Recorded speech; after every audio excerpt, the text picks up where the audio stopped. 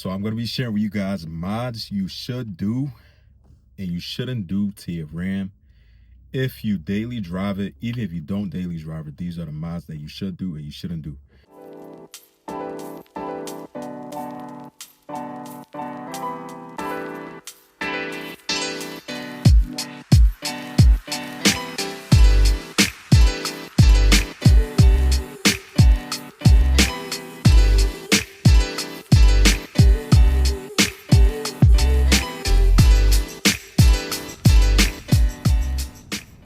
What's up, guys?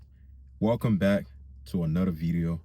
Happy Wednesday. Hope you guys are having a good day today. And I'm going to be talking about mods that I feel like you should do, and then the ones that I feel like you shouldn't be doing to your Ram 1500 if you daily drive it, or even if you don't daily drive it.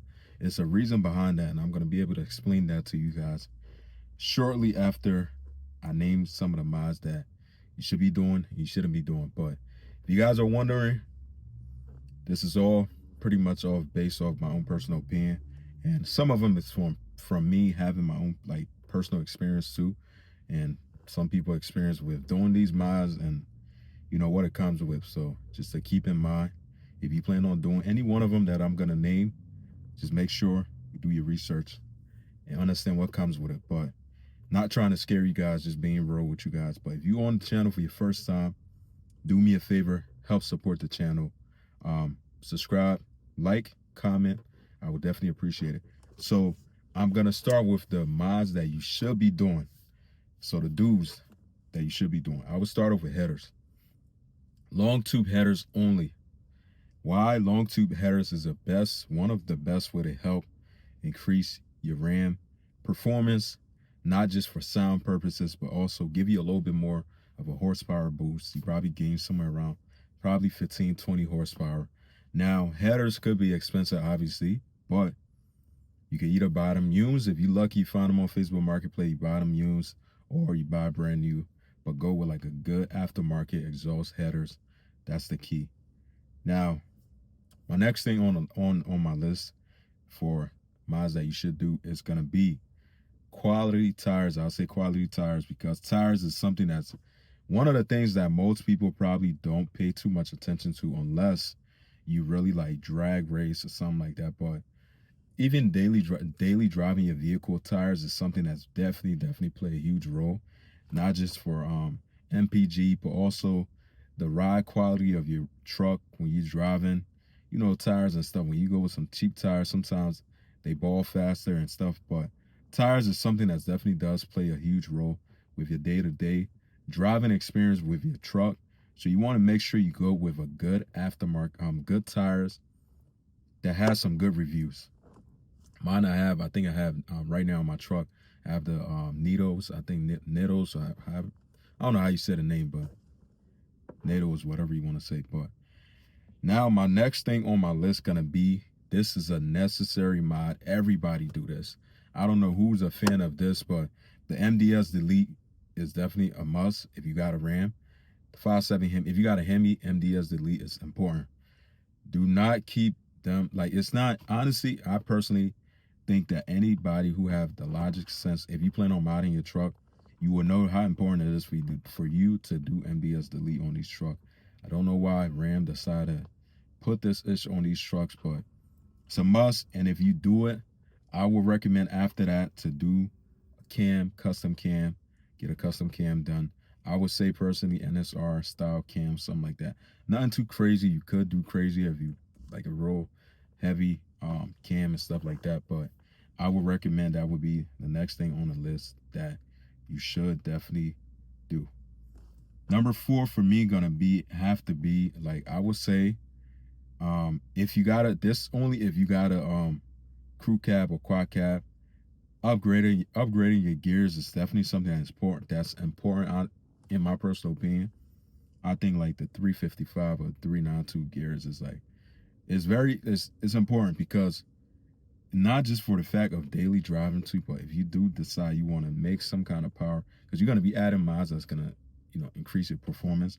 So you want your truck to be able to put down a little bit more torque and definitely help with the weight of your truck.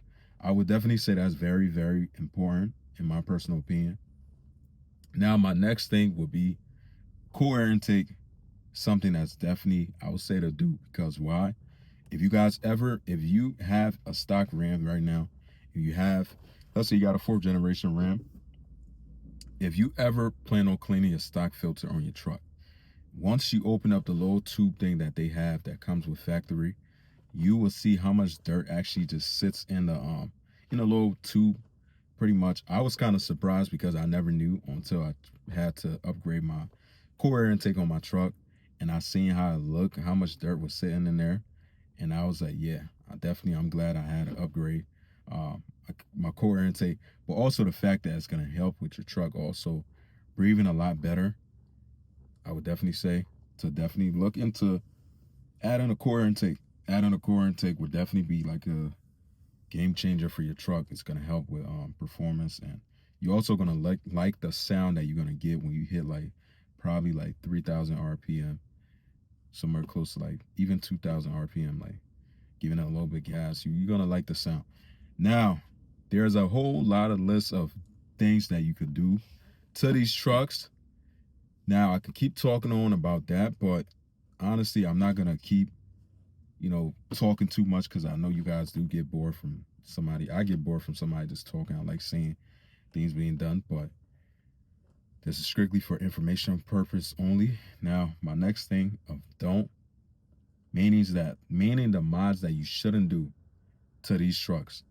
In my personal opinion, these are the ones I think you shouldn't do.